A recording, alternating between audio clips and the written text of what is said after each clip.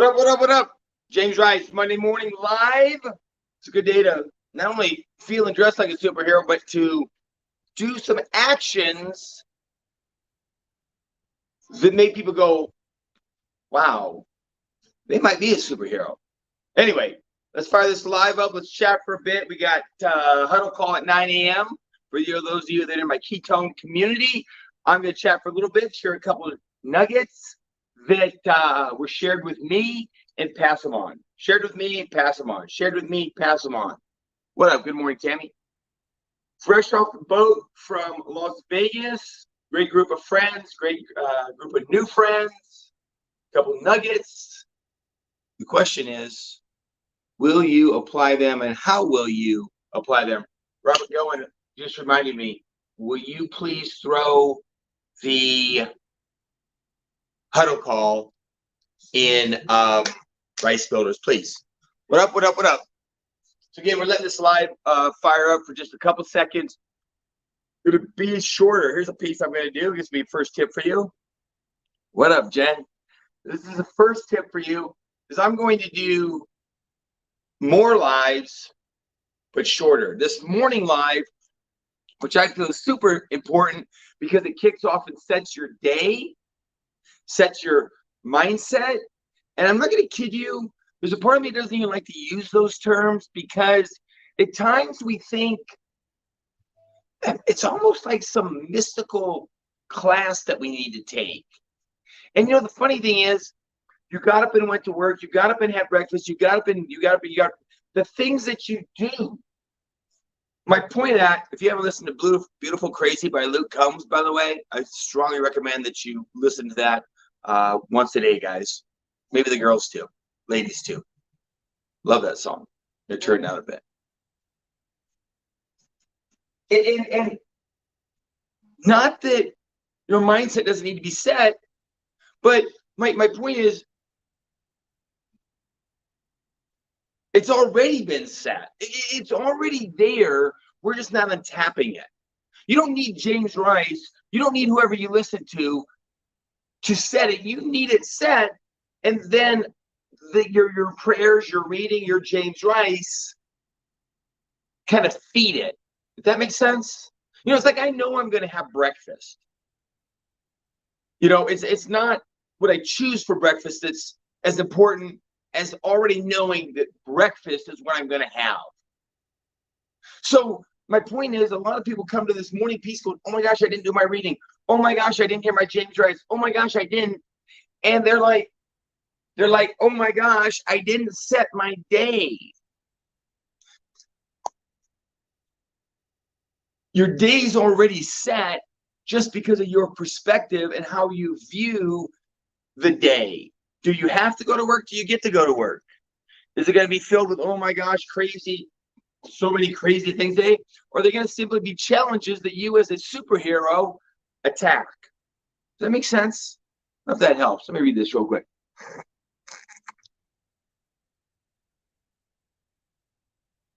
Yeah, you know, a lot of that morning madness, at least for me, was set up by just getting up a little bit earlier. Oh, no, I couldn't do that. I could do that. Yeah, you can. I need to be committed. Here's the piece that starts on the back end. I'm committed to turning off the TV, setting down what I'm doing at 10 p.m. Well, then I sleep from 10 to 5:45, and there's my 8 hours almost. So if I want to have more here, and I need to do this here, then I probably need to back up and do a little bit more there. Does that make sense? So it's not even thinking that I can't do more, because I know if I do get up a little half hour earlier, then I'll have the time, and therefore I need to be committed to going to bed half an hour later. So it can be done, and there's where it needs to be done. Ponder that a little bit. I'm going to chime in real quick. It's April. That is our month of spring cleaning. Hopefully you got my newsletter. Gilletta, excellent share in the newsletter. I sincerely appreciate you. And I'm just going to put this in your brain, this anchor, spring cleaning. Yeah, your closet. Yeah, your garage. Yeah, your yard. In fact, I just had a friend who hit me and said, holy cow, we did so much spring cleaning that we didn't get XYZ done, which is fine. And I actually hit them and said, hey, my spring cleaning this month, for what it's worth, is in my head and heart.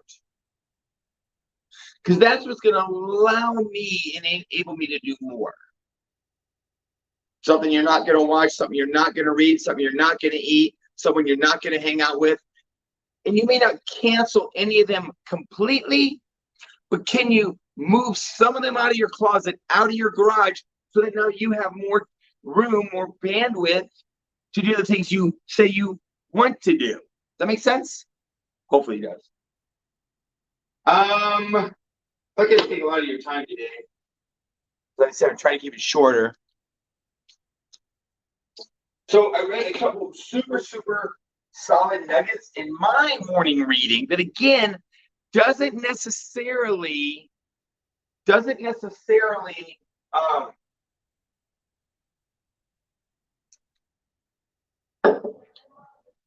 doesn't set my morning. My brain, as I wake up, sets my morning. He's just filling me with some ideas. You know what it's like? I'm gonna cook. I'm gonna get in the kitchen. The what's that called? Recipe book. I can't remember what it's called. Doesn't matter. Cookbook. That's it. Cookbook. The cookbook just gives you options. I know I'm going to the gym. My workout partner in the machines just give me options. I know I'm going to have an amazing day. I know I'm going to do some cool things. The book gives me a couple maybe more laser focused thoughts. Does that make sense? I swear this TV is getting louder. Might be a sign. Okay, the 10th. Check out a couple of these ideas. So we're in Kings 2. If you're a Bible person, what's up, Coach Shannon? See you at 1:45-ish. Look forward to meeting and chatting and talking shop. Kings 2, Samuel Kings Chronicle, Kings 2. Oh, so we've gone through Saul, David, and Solomon. And now it's time for the other kings that basically, or not the other kings, the other kings that simply just take Israel and Judah and just a downward slide, and then the prophets that are involved. Here's an interesting piece out of this. Check this out. The devil's number one tool is not an active sinner, but an inactive Christian. So check this out real quick. You're like, okay, I'm not a believer. I don't want to hear a theology preach. Got it. I'm good. But someone's tool, your devil, whoever your devil is, it's not the active sinner, but how inactive are you in fitness, in your side hustle, in your relationship? Some kind of activity, something going to get it moving, people. Do some kind of activity. Inactivity is, to me, a much bigger fail than activity that's not exactly right? Think ignorance on fire over brilliance on ice any day. Ignorance on fire over brilliance on ice. Oh, my Rise and Shine. I gotta start printing that because I want to share that. But I know, it's because it's one of my favorites. You are the architect of your dreams. So if you look at the definition of architect, that means they're qualified to design it and supervise it. Not just the designer. Here's my manifestation. Here's what I'd like. Here's broadening my horizons. Here's dreaming. No.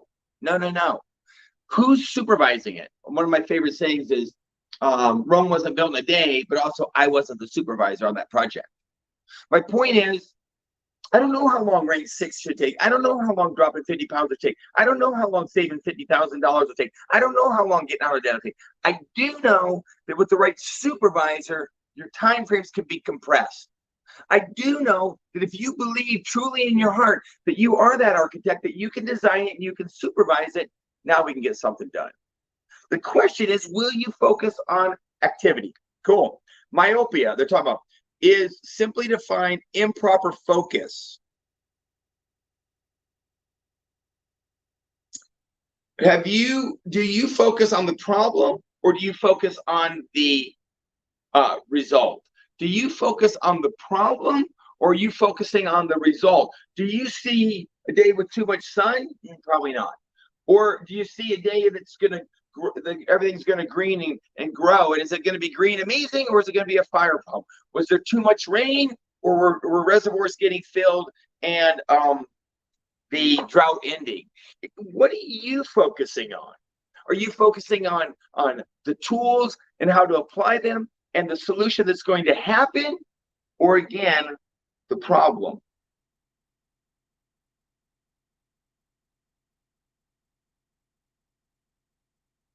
Are you clearly identifying problems, obstacles, and difficulties in everyday life, and then focusing on the solution?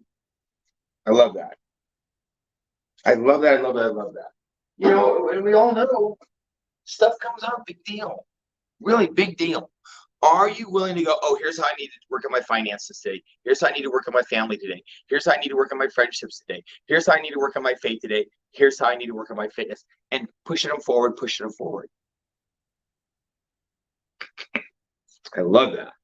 April 10th.